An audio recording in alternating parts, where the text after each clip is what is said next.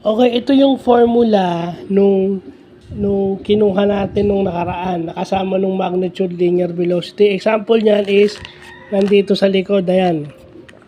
Mga example, pero nakalimutan natin yung formula. Ayan yung formula niya. X and Y component velocity formula ng robotic arm. So, non-matrix yan. So, ibig ko sabihin yan kung bakit ginagamit yung trigo. So, first and foremost, kailangan maintindihan mo muna yung trigo at saka yung Cartesian plane. No? Ayun ang math concepts dyan. Yung trigonometry, which is yung kasi may sine at cosine. At saka yung Cartesian plane, which is kasi bakit may negative yung L1. Di ba? Depende kasi kung saan nakaposition yan. Di ba?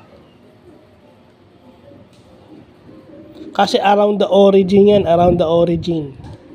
Doon sa 0 degrees, di ba? So, yun yung kailangan malaman na, yun yung importante na tututunan natin na importante ang math. Kung gusto nyo maging roboticist, gusto nyo mag-comsci, gusto nyo mag-IT. Kaya nga yung may kaklase ako dati, sinasabi kailangan sa trabaho. Kasi depende naman yan sa papasukan mo. Yung sinasabi nilang 5% ng knowledge, ayan na. Yung sinasabing 5%, maliit na porsyento yan. Pero kung at an early age na kahit hindi ikaw yung pinakamagaling dyan, pero naiintindihan mo yan, ay importante naman naiintindihan mo eh. Di naman importante yung mataas ang grade mo eh. Di ba? Kasi it's pressured, no? Kasi pag napipressure ka, mas lalong hindi mo maiintindihan. Mali kasi nung iba na kailangan para maging magaling ka, mataas ang grade mo. So, mali yun.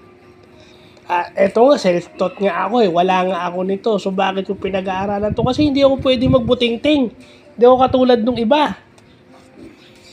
Yung iba kasi kahit wala na nito, kasi unang-una, yung lecture nila, if ever may lecture sila sa college, may subject silang intro to robotics o robotics, hindi na nila papasinin yan. Kasi bakit? Bubuo na lang sila kung sakasakaling pag-aaralan na lang to kung ang ipopropose silang project o research is about robotic arms.